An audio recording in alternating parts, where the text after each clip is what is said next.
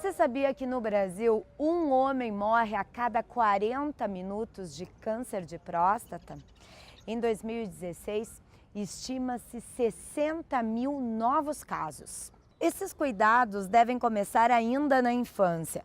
Diferente das mulheres que já entenderam que é preciso cuidados preventivos, os homens em geral só vão ao médico quando não se sentem bem. E isso só é possível se vencer o preconceito. Esse é o assunto de hoje, Novembro Azul e a quebra de tabus. Viver com saúde está no ar.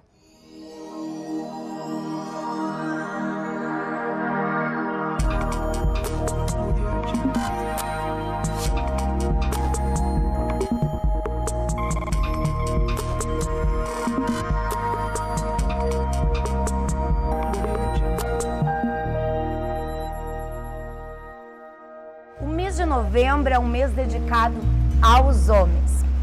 Motivo de piada e algumas brincadeiras entre os amigos, mas um assunto extremamente preocupante e necessário. O câncer de próstata, que surge aí o Novembro Azul para quebrar alguns tabus. É conscientizar, prevenir e sim, quebrar tabus, porque o assunto realmente, olha gente, os homens não se cuidam muito. Mas para saber um pouquinho mais sobre esse tema e também sobre a questão de doenças masculinas e tudo que envolve esse assunto, a gente tem alguns convidados especialistas no assunto e que certamente vão despertar muito interesse e trazer muito conhecimento para todos vocês que estão aí acompanhando o Viver com Saúde. Está aqui com a gente o Dr. Fábio Pascoaloto, é Pascoaloto mesmo, né? Urologista, o Fabiano Moraes, que ele é coaching, e a Estefânia Búrigo, que é coordenadora do INCAN, que é o Instituto do Câncer, que fica ali no Hospital Pompeia. Antes da gente começar a conversar, primeiramente, obrigada, gente. Muito obrigada, cada um com as suas habilidades, enfim, os seus conhecimentos, eu tenho certeza que só vem para acrescentar no nosso assunto de hoje. A nossa repórter, a Franciele, ela foi até as ruas para saber se as pessoas estão inteiradas nesse assunto. Será que a população masculina sabe o que é o Novembro Azul? Confere. O mês de novembro dá atenção especial à saúde masculina e nós viemos às ruas conferir se o pessoal está atento a esse tema. É preventivo para o homem, né? Eu acho que é um mês para o homem poder se prevenir melhor, né? Procurar o médico.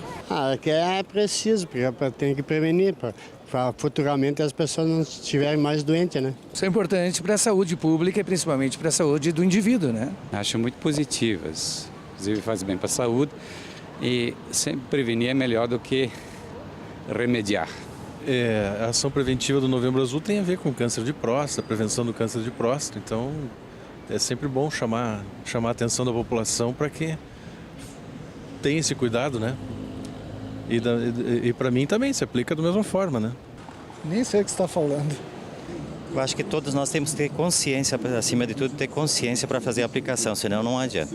Eu tenho que cuidar do meu próprio corpo, né? Eu acredito que a gente tem que, pelo menos uma vez ao ano, se prevenir contra isso e para diminuir, com certeza, esse tipo de câncer, né?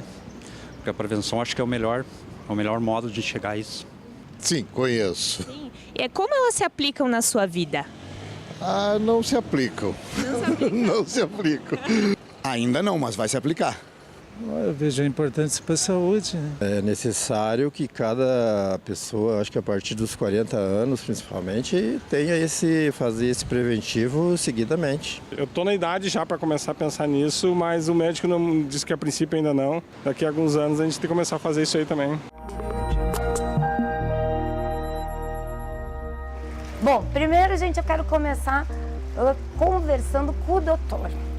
Por que, doutor Fábio, os homens têm tanta resistência em cuidar da saúde? Eu acho que, primeiramente, a gente tem que abordar a saúde como um todo.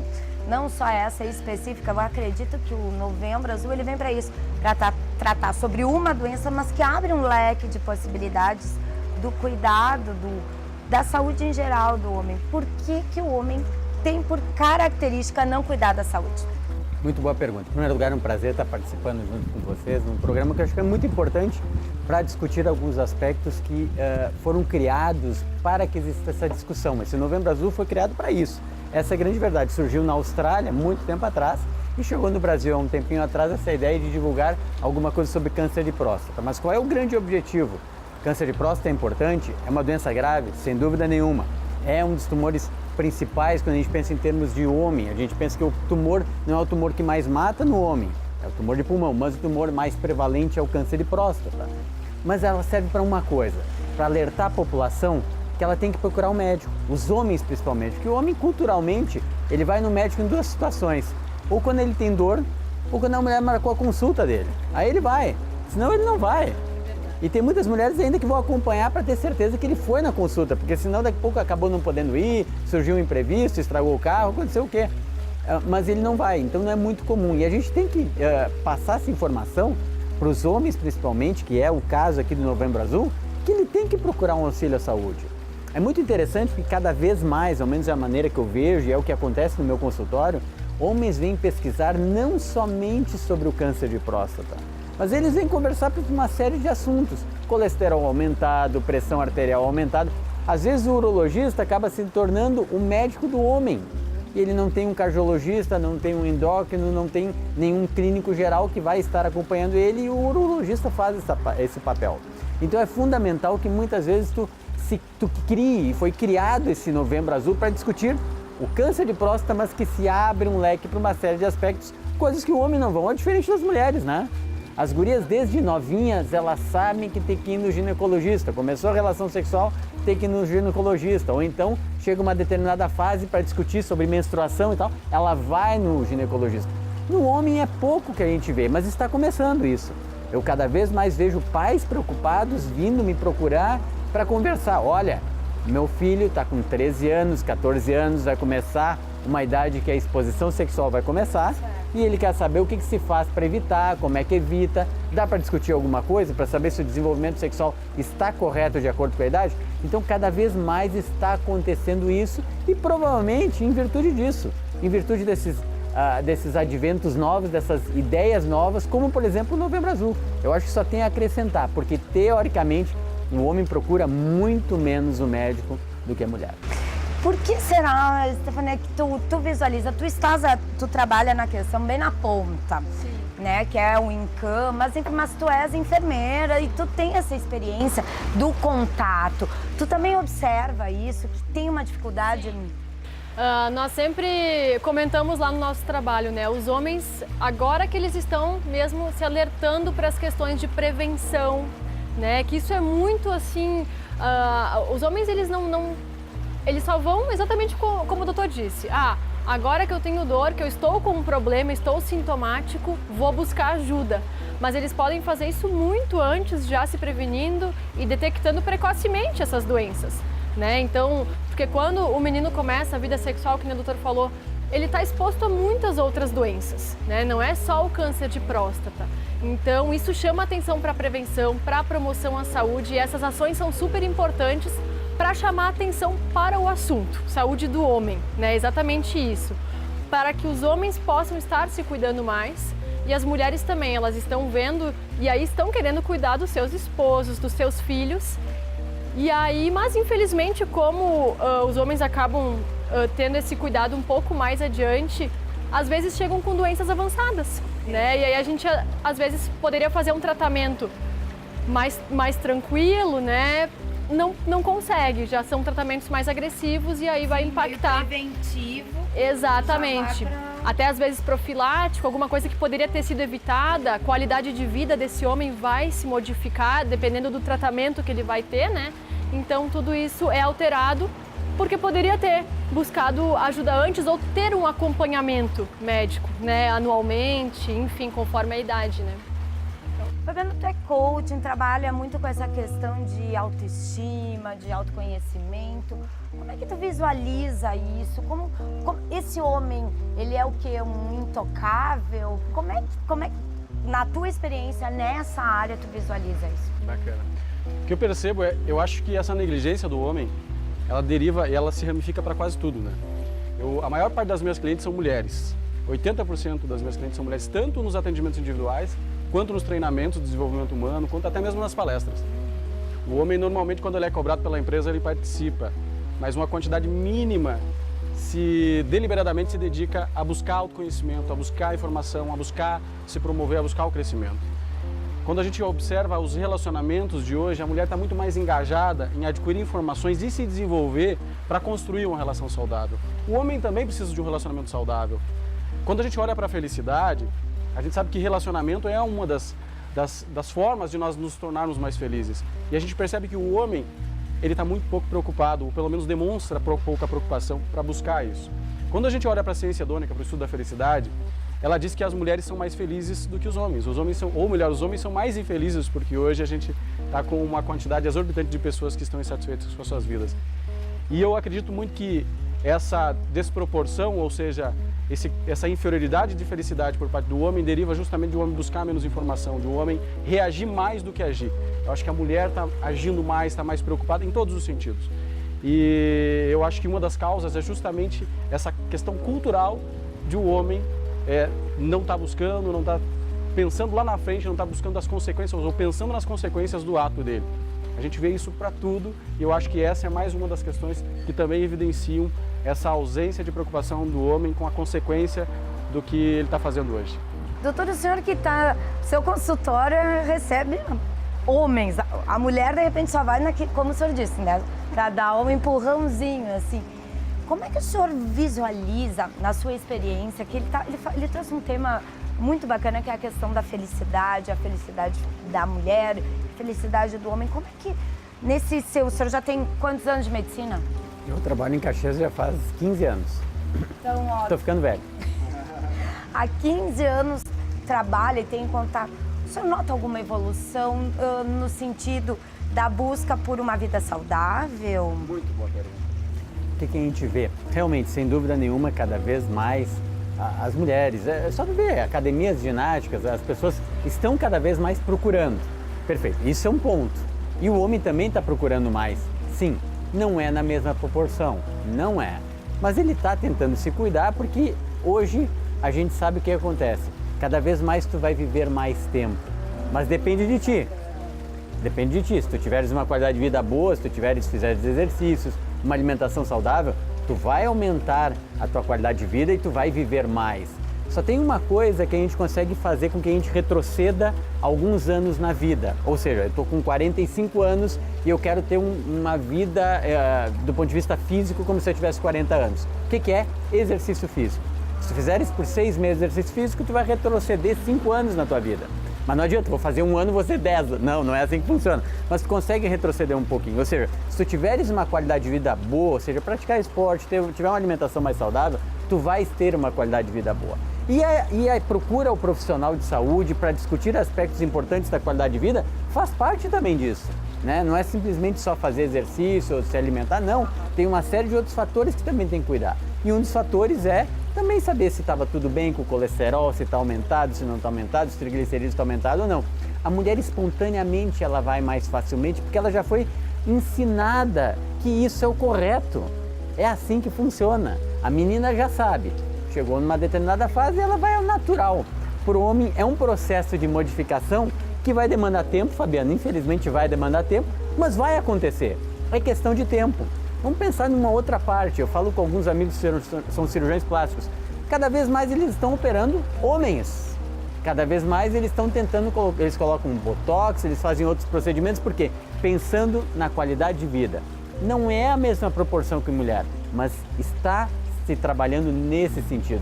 Não existia produtos para homem no mercado, produtos de beleza e tal. E hoje está começando, porque o homem também está ficando mais vaidoso. E ele está querendo também ter uma qualidade de vida melhor. Isso é uma coisa. Agora, quanto tempo vai demorar para se aproximar? Vai demorar. Infelizmente, eu acho que tu falaste muito bem desses programas que existem de coaching. Muitas vezes ele vai porque a empresa obriga.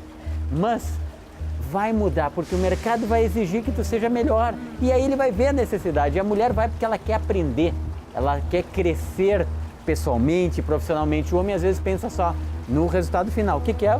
O dinheiro. O que eu vou ganhar com isso? Mas é questão de tempo. Eu acho que isso que vai ser questão de tempo de ele cada vez mais acompanhar isso aí. É interessante o que você falou, doutor, porque eu acho que o homem é muito mais, essa questão do ego que a gente falou anteriormente, o homem é muito mais voltado à consequência, porque o dinheiro deve ser uma consequência de você fazer algo bem feito, fazer com gosto, fazer com amor.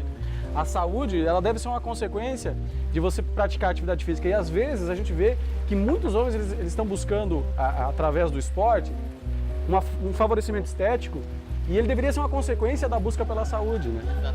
Então eu acho que muito bem colocado o que você falou, porque essa questão de as pessoas colocarem a consequência, né? Colocarem o ter antes do ser, né? Para eu ser saudável me condiciona consequentemente a ter um corpo bacana, eu trabalhar com amor, eu fazer bem feito algo me condiciona a receber por isso, a ganhar bem por isso, eu me relacionar bem me condiciona a ser feliz no meu relacionamento. Eu acho que muito bem colocado essa questão de o homem pensar muito na consequência e esquecer do processo, né? Tudo é o resultado, né? Não adianta.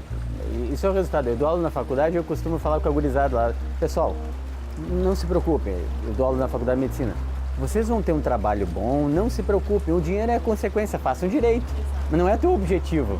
É a consequência do teu trabalho. Então não tem que ter problema com isso. Mesma coisa a saúde. Eu quero agora então pensar, eu quero ficar assim, então eu vou ter qualidade de vida, eu vou começar... Não, pera um pouquinho. Vai vir isso, mas para isso tu vai ter que pagar um preço, tu vai pra academia, tu vai cuidar, tu não vai comer só gordura, não vai comer só açúcar, e aí lá na frente tu vai ter o resultado, mas isso é consequência daquilo que tu fizeste aqui, né? E ali no hospital, tu também observa isso, no instituto, como é que tu observa, Cita? Uma coisa que eu observei, poucos enfermeiros, homens, né? Não se tem tanto quanto a mulher, olha só. Agora...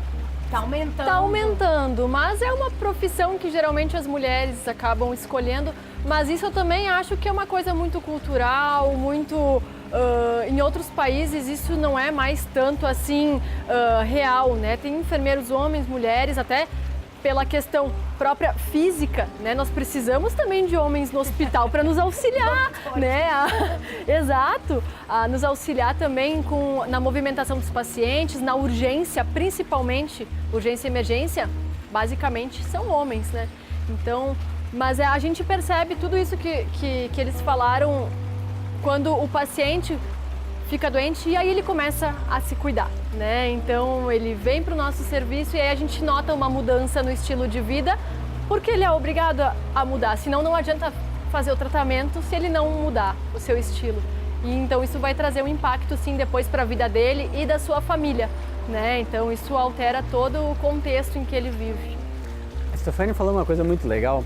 Eu não me lembro onde eu li, eu não me lembro há quanto tempo, eu não me lembro que data tem esse estudo, mas foi perguntado por uma série de pacientes, eu não sei se foram 100, 200 pacientes, eu não me lembro, que eles estavam no leito de morte e eles iam morrer. E perguntaram para ele, o que tu farias de diferente na tua vida? Todos eles, não teve uma exceção, me corrija se eu estou errado, disseram que gostariam de ter aproveitado mais a vida, se cuidado mais. Ninguém falou que deveria ter trabalhado mais. Não estou dizendo que não tem que trabalhar, não é isso. Mas eu acho que tem coisas que a gente também vem junto, é o pacote inteiro. Eu vou trabalhar, mas vou me cuidar também. Se tu quiser ter longevidade, não adianta só trabalhar. Até porque eu costumo brincar com o pessoal assim, aí todo o dinheiro que tu guardasse, tu vai gastar com o médico. Serviu para alguma coisa? Nada, né? Não estou dizendo que não tem que trabalhar, bem, não é isso. Sim, mas é um somatório de ações. É ter essa qualidade de vida junto à questão da saúde com a questão do ser feliz, do psique, de trabalhar o ser. É um equilíbrio, né, entre todas essas partes, né? E a saúde é dessas partes da nossa vida que é super importante. E muitos dos fatores de riscos para as doenças, quando a gente fala em tumores, estão relacionados com problemas, com situações que tu poderia cuidar para evitar ter, por exemplo, cigarro, uma série de tumores. Exato.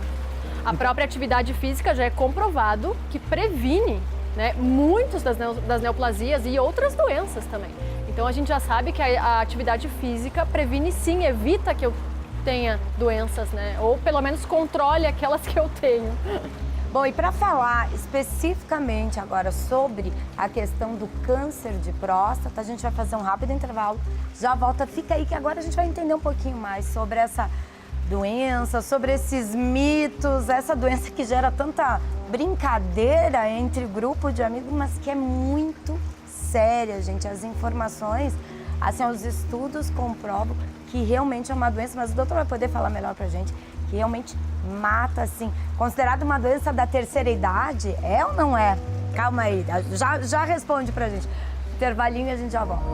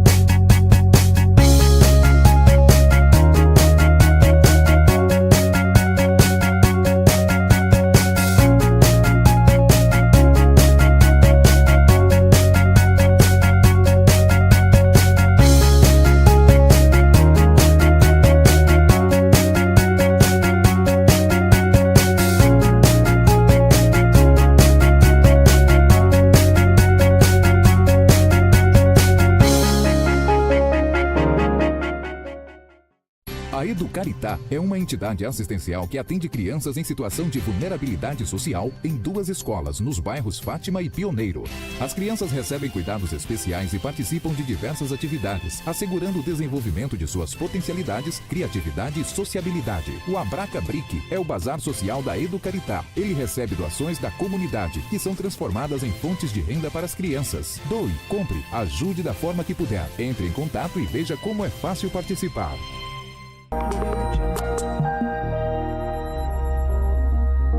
A gente está de volta a conviver com saúde, conviver com saúde, mas também meio que a maneira que eu falei também é um conviver, porque a convivência acaba trazendo sim mais saúde para todos, né? Eu gosto de gravar esse programa, a gente fazer uma roda de conversa e eu gostei muito desse ambiente que nós estamos, porque normalmente quando a gente vai falar de doenças, a gente não veio aqui para fazer um programa para falar de doença, e sim de prevenção. Promoção. Exatamente, que termo ótimo esse, melhor. Promoção da saúde e para levar informação, para que as pessoas quebrem alguns paradigmas, né, e comecem a realmente se cuidar e, enfim, na busca dessa eterna busca da felicidade, da qualidade de vida e tal. Eu terminei o bloco perguntando se era uma doença da terceira idade, o câncer de próstata. Isso é mito ou é verdade? Perfeito, muito boa pergunta. Na verdade é o seguinte, o que a Sociedade Americana e a Sociedade Brasileira de Urologia preconizam? Todo homem acima de 45 anos de idade, se tiver histórico familiar de câncer, ou acima de 50 anos de idade, se não tiver histórico familiar, tem que procurar um médico para fazer exame de sangue mais o exame de toque retal.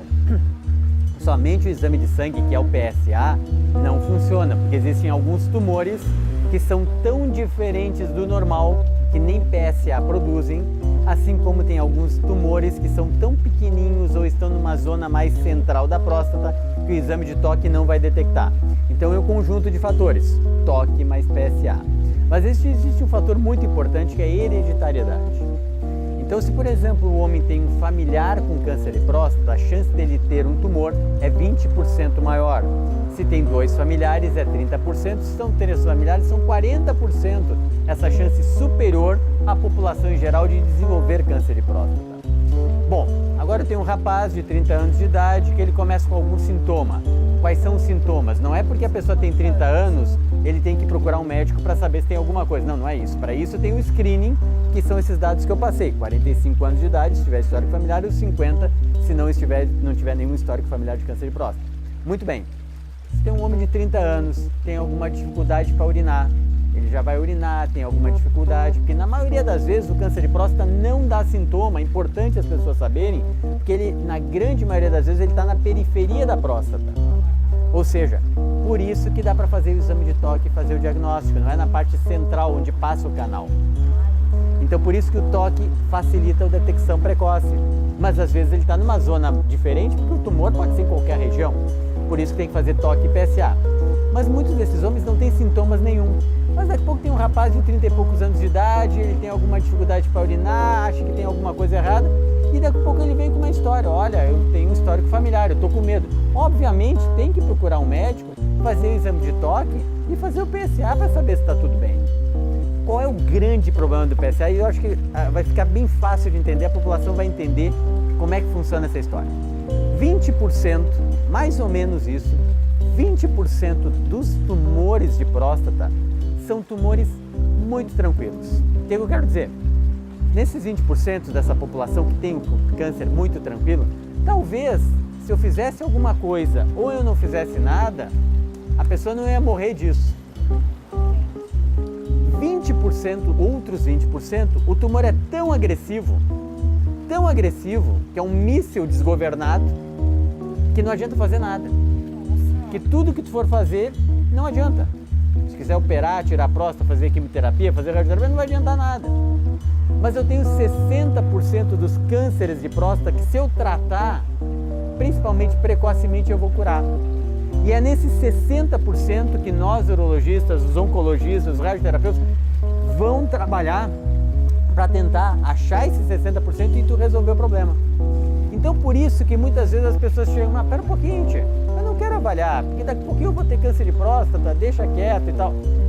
20% vai ter tumor que não adianta fazer nada, ou que são muito graves ou são pouco graves, e aí que se coloca a questão, até que ponto, naqueles 20% que os tumores são muito leves, eu tenho que fazer alguma coisa. O problema é que eu tenho 60% dos cânceres, que se tu tratares precocemente, tu vai curar. E é ali que a gente tem que trabalhar. Entendeste? É ali que a gente tem que trabalhar. Por isso que o toque e o PSA é fundamental. E o que a gente faz para tentar evitar câncer de próstata? Comer tomate, que tem o licopeno, é uma das poucas coisas que ainda talvez, evitar gordura, evitar carne vermelha e, como tu falaste muito bem, Stefânia, uma vida saudável. Exercício físico. Vai melhorar o metabolismo aeróbico da próstata, e a nossa glândula prostática precisa de oxigênio, como qualquer célula do organismo, e isso o exercício físico vai fazer mais e vai facilitar a qualidade de vida da pessoa. E precisa fazer, por exemplo, daí vai para o INCAN, rádio, químio também? Como é diferente do câncer de mama? Qual é essa diferença? É que depende do tipo de tumor e a localização e quão grave é ou não. Entendi. Se bem que cada vez mais pacientes com tumores pequenos estão indo procurar serviço de quimioterapia, radioterapia, estão curando seus tumores. Então se questiona muito hoje, ou se conversa com o paciente, se dá todas as possibilidades. Tu queres operar? Muitas vezes são tumores pequenos, tu quer operar ou tu quer fazer quimioterapia ou quer fazer radioterapia? Daqui a pouco qualquer um deles vai ser a mesma coisa. Não vai mudar muito a sobrevida e muitas vezes até a qualidade de vida vai ser melhor. Então depende muito de cada caso o que é feito. Depende se invadiu uma estrutura determinada, às vezes tu tem que fazer uma quimioterapia, se tem metástase, se já está disseminado, aí não adianta a cirurgia, né? Tu vai ter que tentar fazer algum tratamento para a pessoa ter uma qualidade de vida. Aí sim entra bastante a qualidade de vida, né? E como é que eles chegam ali? Para vocês terem uma ideia, ano passado nós tivemos em torno de 100 casos novos de câncer de próstata no nosso serviço. E nós atendemos 27 municípios pelo SUS e mais os convênios, né? Então é um número bem considerável, né? É o segundo ano em 10 anos que nós tivemos neoplasia de próstata mais incidência do que de mama. Foi ano passado, né? No nosso serviço ali no Pompeia. Então é muito importante mesmo que eles façam. E o doutor falou uma coisa bem importante, esses tumores, que eles não são muito agressivos, eles são mais quietinhos. Quando a gente conversa com o paciente e diz, olha, não precisaria fazer nenhum tipo de tratamento nesse momento, o paciente ele não aceita. Geralmente eles querem se tratar, né? Mesmo que a gente diga, olha, isso não vai fazer a diferença no desfecho, no resultado final da sua doença, provavelmente o senhor não vai vir a falecer disso, vai falecer de outra coisa, mas os pacientes não se conformam, eles querem realmente se tratar, porque afinal de contas eles estão com uma doença. Então, tem todas essas questões, né? Poxa vida, eu tenho um câncer e eu não vou fazer nada? Não, eu quero me tratar. Então, eles chegam, muitos já metastáticos, a gente consegue controlar a doença. Nós temos pacientes de 10 anos, né? Então, já, né, em quimio paliativa, mas que o paliativo hoje já se tornou, não é mais os últimos dias, né, da vida do paciente. A gente agora já tem que diferenciar isso. A gente pode iniciar um tratamento paliativo e o paciente ficar conosco meses, anos, né, nesse tipo de cuidado. Então é muito importante que eles saibam todas as opções de tratamento, isso é importante, possam estar junto com o seu médico escolhendo, né, um desses tratamentos e aí poder ter uma qualidade de vida mesmo, né, mais legal, uma vida mais saudável e se cuidando um pouco mais. Fabiana, eu sei que tu tem uma situação, tu és voluntário, né, do CAPC, que foi solicitado a tua presença num case, né, em um homem que estava passando por uma situação de tratamento. Queria que tu contasse pra gente como é que foi esse contato, até porque pode ser que tem muita gente que esteja assistindo, que esteja passando por essa situação. Qual foi o andamento que tu deu para esse auxílio? Eu diria que nessa ocasião eu tive a infelicidade de perder um amigo, porque eu me tornei amigo desse paciente que depois veio a falecer. E eu diria que foi uma das situações onde eu mais aprendi, né? Até hoje eu extraio esse aprendizado para utilizar nos meus atendimentos. Uma coisa que eu aprendi nessa situação foi que, observe, a gente busca tanto, quando a gente fala de qualidade de vida, é para quê? Para a gente ser feliz, né? Para a gente ter mais satisfação, mais felicidade. E a gente busca tanto essa tal felicidade, mas é muito claro, é muito óbvio para todos nós que a gente não, por mais que a gente tenha, que a gente seja, nós não vamos estar felizes sem saúde, ou sem quem a gente ama estar sendo saudável. Nossa felicidade depende da nossa saúde. Se a gente vê alguém que a gente gosta, também a gente não vai estar feliz. Eu tive a infelicidade também de ter todas as pessoas que eu amo e que eu amei passando por algum tipo de patologia, seja câncer ou seja outros tipos de doenças. E sei muito bem disso. E o que eu aprendi foi isso. E a gente negligencia com aquilo que é a base da nossa felicidade. A prevenção, o cuidado, o exercício físico é a base para a gente manter, para a gente agir e pensar no que a gente quer, né? Naquilo que a gente falou anteriormente. Eu acho que se você observar, há 5 anos atrás, será que eu pensei como eu gostaria de estar hoje? Em relação à minha saúde, em relação ao meu relacionamento, em relação a tudo. E hoje, daqui a 5 anos, como eu me vejo, daqui a 10 anos, em relação à saúde, como eu me vejo e o que eu preciso fazer para isso. Eu acho que isso tira um pouco desse imediatismo que contaminou a sociedade contemporânea, né? E faz a gente agir com um pouco mais de cautela, com um pouco mais de prudência. O doutor falou algo muito bacana sobre essa questão de que as pessoas buscam algo o tempo todo, né? E de repente, quando a gente percebe, a gente vai ter que gastar tudo que a gente adquiriu para poder recuperar a saúde que a gente desperdiçou. A Dalai Lama disse isso quando foi indagado, né? O que impressiona os homens? E ele disse que o homem, ele gasta toda a saúde para adquirir dinheiro e depois gasta todo o dinheiro que arrecadou para tentar recuperar a saúde. Então eu acho que o que eu aprendi nessa ocasião, eu mais aprendi do que eu favoreci essa pessoa, foi isso. Foi a reflexão que essa pessoa gerou para mim sobre como é importante nós tomarmos consciência de como eu quero estar daqui a um tempo, como é que eu me imagino daqui a um tempo. E fazer o que é preciso para eu poder viver nesse tempo aquilo que eu cogitei. Bacana. Bom, pessoal, a gente foi conhecer um pouquinho mais desse trabalho bacanérrimo que é desenvolvido no INCAN. As meninas acabam sendo, eu digo, é emocionante, porque eu já conhecia, mas é muito bacana porque, e até o repórter ficou muito emocionado quando depois que ele fez a matéria, o Rafael, porque é uma doença que tu tem que ter, é mais do que só a parte científica. Ali é amor, né? E vocês vão ver então agora uma matéria que é o resultado de muito amor, é um trabalho feito com muito amor. Vamos conhecer um pouquinho também, cara.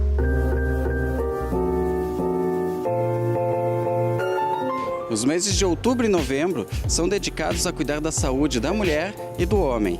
O Outubro Rosa cuida da prevenção ao câncer de mama. E no intuito de conscientizar a população masculina sobre o câncer de próstata, novembro é azul. E é por isso que hoje nós vamos conhecer o INCAN, o Instituto do Câncer do Hospital Pompeia, que tem o objetivo de tratar a doença a tempo, proporcionando uma melhora significativa na qualidade de vida dos pacientes. Sendo um núcleo de saúde do Hospital Pompeia, tradicional hospital localizado no coração da cidade de Caxias do Sul, o INCAN foi criado em 15 de março de 2007 e realiza o Registro Hospitalar de Câncer junto ao INCA, o Instituto Nacional do Câncer, no Rio de Janeiro. Os dados registrados contribuem para as estimativas nacionais a respeito da doença, sua incidência e perfil dos pacientes. E a comunidade pode ter acesso a alguns desses dados que já foram enviados ao INCA.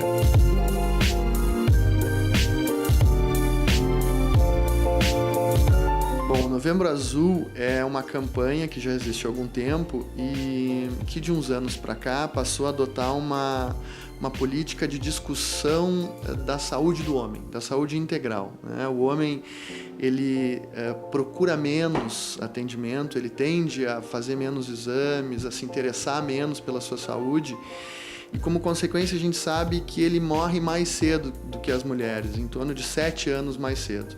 Então, o Novembro Azul é uma oportunidade para os homens procurarem atendimento, para consultarem com seus médicos e discutirem uma série de estratégias alternativas para melhorar a sua saúde. Essas campanhas, elas ajudam bastante, né? A gente tem a campanha do Outubro Rosa, que é uma campanha bem conhecida, né? E a gente sabe que é super importante, assim, as pessoas vão atrás, elas se interessam, elas querem saber o que está acontecendo. E o Novembro Azul ajudou sim, né? Ele tem ajudado bastante aos homens irem atrás de informações, a tentarem buscar informações e procurar exames, estratégias, o que eles podem fazer para viver melhor. O INCAM, ele é um centro de tratamento, né? Aqui no INCAM, a gente, como a gente tem um volume muito grande, a gente acaba recebendo pacientes que já têm diagnóstico, né? A gente acaba absorvendo a demanda de pacientes com diagnósticos para tratamento. Então, a parte de prevenção, a parte de discussão de estratégias, a gente acaba não conseguindo oferecer. Isso acaba ficando mais nos postos de saúde. A gente participa bastante dessas campanhas, né, tentando esclarecer, tentando oferecer informação para os pacientes, né? E o INCAM, ele está inserido dentro de um sistema que engloba a rede de atendimento básico, os postos de saúde, né? E sempre que precisa, o INCAM é acionado pela rede básica para auxiliar no tratamento, nas conversas, no diagnóstico dessas patologias. Entre os serviços prestados pelo INCAM estão o de diagnósticos, consultas, quimioterapias, cirurgias, tratamentos, biópsias e pesquisas clínicas, realizados por uma equipe altamente qualificada, formada por médicos, enfermeiros, técnicos de enfermagem, farmacêuticos, nutricionistas, fisioterapeutas, psicólogos e terapeutas ocupacionais, que atendem em instalações que possuem todos os recursos em um mesmo espaço do hospital, garantindo assim conforto e comodidade aos pacientes que buscam o serviço. O INCAM é mais do que tratar pacientes com câncer. Afinal, ele cuida dessas pessoas também, prestando um atendimento mais humanizado, dando carinho e atenção de quem se preocupa com o bem-estar dos familiares e dos pacientes com diagnósticos de câncer, tanto da rede pública quanto da rede privada.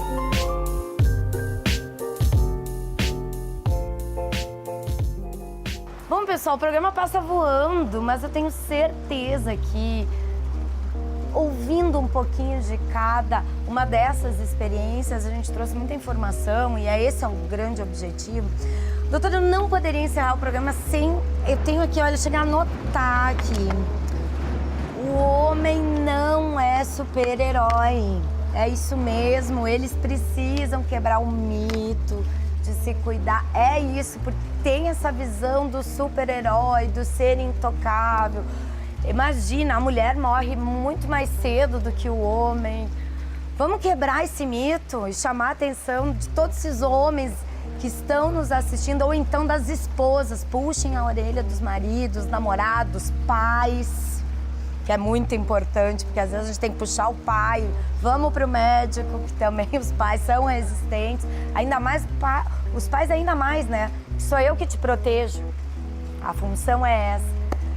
Me diga, super-herói não, é humano. Infelizmente não, infelizmente não. Tem que ir no médico, tem que fazer exames. Eu acho que assim, cada vez mais pesquisas são colocadas, a população tem mais acesso à informação E se sabe que o homem tem que procurar um médico, como qualquer outro. Não tem isso aí, eu não vou ter problema porque eu isso, porque aquilo. Não, vai ter tanto problema como qualquer pessoa, como qualquer homem, qualquer mulher. Então tem que procurar um médico sim, tem que fazer exame de toque retal sim. É um exame rápido que demora 2, 3 segundos, acabou. Não tem problema nenhum, existe ainda o tabu, não quero fazer e tal. Nada, não tem nada a ver com masculinidade. Absolutamente com nada. E tem que fazer uma vez por ano, e tem que fazer exame de sangue, e tem que fazer PSA. Então isso é fundamental. O homem tem que realmente baixar, tirar o chinelinho e ir lá e ver o que está acontecendo. E vai lá conversar, olha, vamos ver o que está acontecendo. Eu só queria finalizar uma coisa que eu acho que é muito legal que a Stefânia falou, é o seguinte, ó. No passado, quando a gente pensava em quimioterapia, radioterapia, a gente pensava, tá acabando, tá numa fase final, já não tem muito o que fazer. Mudou isso, tá, pessoal? Hoje as pessoas curam e curam muito bem. E muitas vezes tu indicam um tratamento como quimio e radioterapia para curar. Não é só a cirurgia cura e quimio e radioterapia para tentar viver mais. Não, cura também. Stefânia, me fale. Os teus super-heróis ali são as pessoas que conseguem superar. Sim. Quando elas chegam já lá no INCAN, elas já estão numa situação já um pouquinho mais avançada, enfim, mas tem cura, não é super-herói, é humano. Sim, muitos cânceres têm cura, né? E aí por isso que a gente chama tanto atenção para o assunto da detecção precoce. Então, quanto antes eu descobrir a doença, mais fácil de eu curar essa doença. Né? Então, eu vou poder optar por tratamentos ou mesmo fazer uma cirurgia e retirar, uma cirurgia curativa, por exemplo. Então, a gente tem sim tem que ter essa ideia de detecção precoce, porque tem gente que diz assim, eu não vou fazer exame porque eu não quero descobrir nada, né? Eles dizem, eu não quero saber o que eu tenho. Mas não, na verdade, o exame é exatamente para isso, para que se tiveres uma doença ali iniciando, em estágio inicial, a gente já possa retirar isso. Já possa dar seguimento num tratamento que vai ser curativo, né? Então isso que é muito importante das pessoas saberem. E a gente faz uma ação que é bem legal lá no INCAN, que a gente tem um sino, né? E aí que eles vão mostrar, eu acho até, que todos os pacientes que terminam a quimioterapia, terminam o tratamento, eles tocam esse sino e fica na sala, na frente dos outros pacientes. E isso é uma motivação enorme para todos os outros, né? Que assistem aquele paciente tocando o sino e aí então se curando de uma doença, né? Então nós já tocamos o sino esse ano várias vezes, espero que os pacientes toquem ainda mais, né? E aí a gente consegue dar sim uma esperança, né? E uma motivação para que as pessoas consigam continuar com os seus tratamentos, né? E vivendo de uma forma mais saudável mesmo. E aí, os nossos heróis da vida?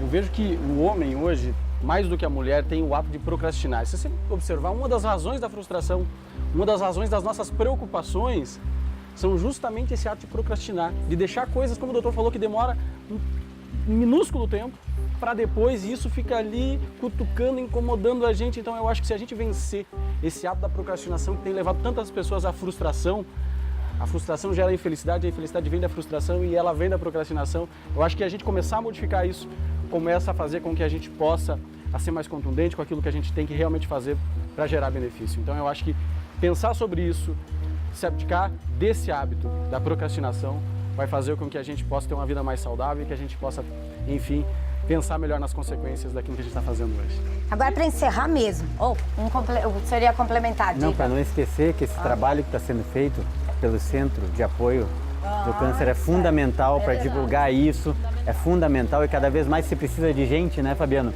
Voluntários para tentar ajudar, porque é muito complicado. Então, também é uma das situações que eu acho que é importante, já aproveitando o ensejo, para comentar, para vir, para conversar lá no centro, para tentar divulgar mais, para ter mais gente para ajudar. Porque imagina só, daqui a pouco a pessoa tem um tumor, não tem familiar nenhum, como é que vai ajudar? Precisa de ajuda. E tem essas pessoas que fazem um trabalho brilhante, maravilhoso nesses centros de apoio, que é bacana. Então, cada vez mais se as pessoas puderem colaborar e ajudar, eu acho que é muito bom para todo mundo sai ganhando. Que fazer bem faz bem pra gente também, Exato. Né? É aquilo que a gente hoje em dia está trabalhando, a corrente do bem, né? Que são coisas assim. Agora, gente, para encerrar mesmo, vou pegar vocês um pouco de susto, assim, ó. O nome do programa é Viver com Saúde. Rapidamente, o que o senhor faz para viver com saúde? Eu tento praticar esporte, tento me alimentar direito e fazer o que eu gosto. Claro, tem que trabalhar, eu sempre falo, tem que trabalhar, que nem ontem. Ontem eu fiz o que eu achava que eu tinha que fazer, fiz uma série de atividades físicas, mas trabalhei também porque eu tinha que trabalhar, eu tinha meu horário para trabalho. Ou seja, tu tem que fazer alguma coisa que tu goste, mas tu também tem que trabalhar. Eu acho que é tudo um bom senso na vida, né? Mas tu tem que fazer aquilo que tu gosta, isso é fundamental. Se tu vai trabalhar em alguma coisa que tu não gosta, alguma coisa está errada. Alguma coisa tu vai sair prejudicado, não vai ser bom.